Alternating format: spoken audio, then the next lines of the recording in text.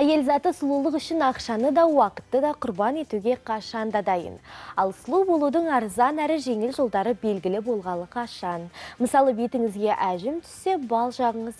Көзіңіздің айналасындағы әжімді кәдімгі дәріханадағы Е витаминін жағып кетіруге болады.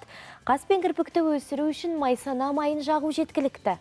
Ал шашты жылтырату үшін сірке суымен шайсаңыз болғаны. Сұлу болудың бұдан да өзге жолдарын білгіңіз келсе, құрметті қыз-келіншектер, шырайлы майдарына кезек береміз, назар салыңыз. Қайырлы таң, құрметті көрермендер. Бүгін біз күздегі тағы бір бетке жасайтын процедуралардың бірі алмазды микродермабразия жасаймыз. Ол үшін алдымен бетті тазалап аламыз да.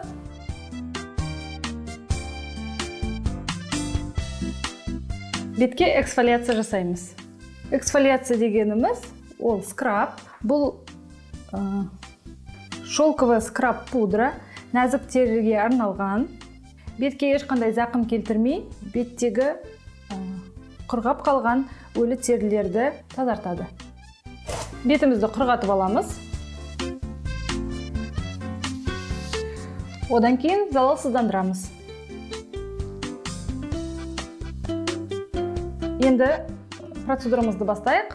Аппаратымыз залалсыздандырған, бір рет қолданатын фильтр ішіне қойылған. Микродермабразия дегеніміз не? Бұл бет терісін тегістеу және жылтырату, өлі жасушалардан арылуға көмектеседі. Оның қалпына келтіруін ынталандырады. Аппараттың ұшы арқылы берілген глиноэнзимді микрокристалдар бет терісін белсенді жылтыратады және тегістейді. Сонымен қатар ішкі қартаюдың да алдын алуға болады. Мұрын мен бет айналасын жасағанда аппараттың ұшын ауыстырамыз. Алмазды микродермабразияны біз қартаюдың алдын алу, құрғақ теріге және беттегі тыртықтарды кетіру үшін, беттегі акнеден қалған тыртықтарды кетіру үшін жасаймыз. Дермабразияны қай уақытта жасауға болмайды. Ерніңізде ұшық шықса және бетіңізде қабынған элементтер шықса, дермабразия жасалмайды. Микродермабразия курсы 7-10 күн сайын 6-8 процедураны құрайды.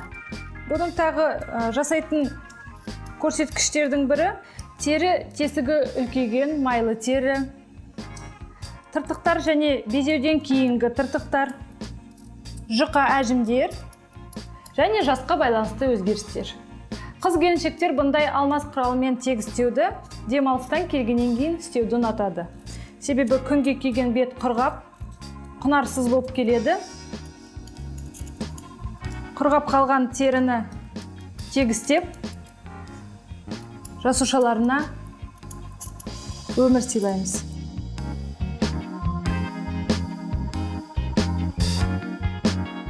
Қонағымыздың терісіне орай біз қартаюдың алдын алатын нәрлендіргіш маска саламыз.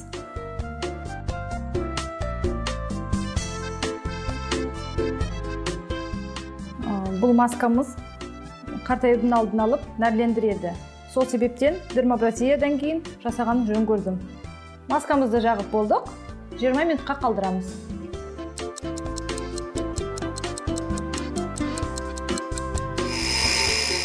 Енді маскамызды жуып тастаймыз.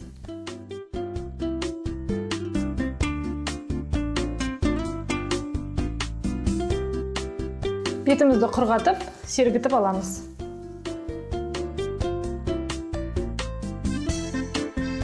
Дермабразия бетіміздің өлі жасушаларын алып тастағаннан кейін, бетімізді күн сәулесінен қорғайтын креммен қорғаймыз. Күз мезгілінде осылай беттеріңізді күтіп жүріңіздер. Әркімнің сұлу болуға хақысы бар.